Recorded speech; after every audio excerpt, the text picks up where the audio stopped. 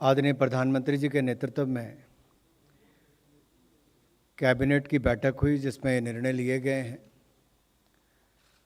आपको ज्ञात ही है कि पहले भी देश के विभिन्न कोनों में जहां एक और इंफ्रास्ट्रक्चर के सुधार के लिए बहुत काम हुआ, चाहे वो रोड की बात हो, रेल की बात हो, अलग अलग क्षेत्र हों, पोर्ट्स हों, उसी तरह से ही जो सांस्कृतिक धरोहर है, धार्मिक स्थल हैं, उनके आसपास भी महत्वपूर्ण आधारभूत ढांचा खड़ा किया गया।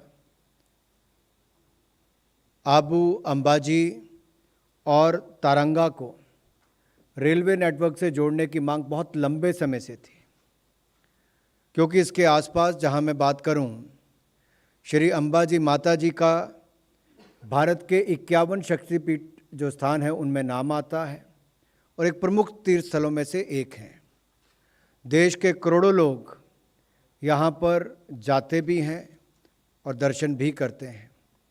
साथ ही आबू भी एक विशिष्ट पर्यटक स्थल भी है और यहाँ पर भी ब्रह्म कुमारी ईश्वरीय विश्वविद्यालय की स्थापना हुई है और उसका मुख्यालय भी है।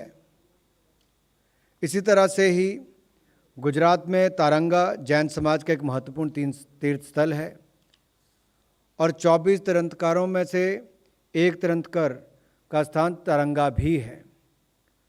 आज एक ऐतिहासिक निर्णय लिया गया है कि आबू, अंबाजी और तारंगा को रेलवे से नेटवर्क से जोड़ा जाएगा।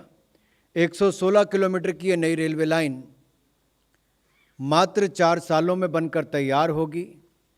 2,798 करोड़ रुपये इसके ऊपर खर्च आएगा और अगले 4 वर्षों में जब इस पे काम चल रहा होगा तो लगभग 40 लाख मैंडेज इसमें होंगे, जिसमें से लोगों को रोजगार स्वरोजगार के अवसर मिलेंगे और रोजगार स्वरोजगार के नए द्वार भी इस रेलवे परियोजना के माध्यम से खुलेंगे।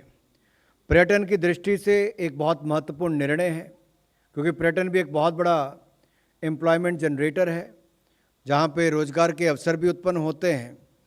यही नहीं, जो हमारी महसाना पालनपुर की मेन लाइन है और डेडिकेटेड फ्रेट कॉरिडोर है, इन पर भी दबाव कम होगा, ट्रैफिक कम होगा जब ये नई रेलवे लाइन बनकर तैयार होगी।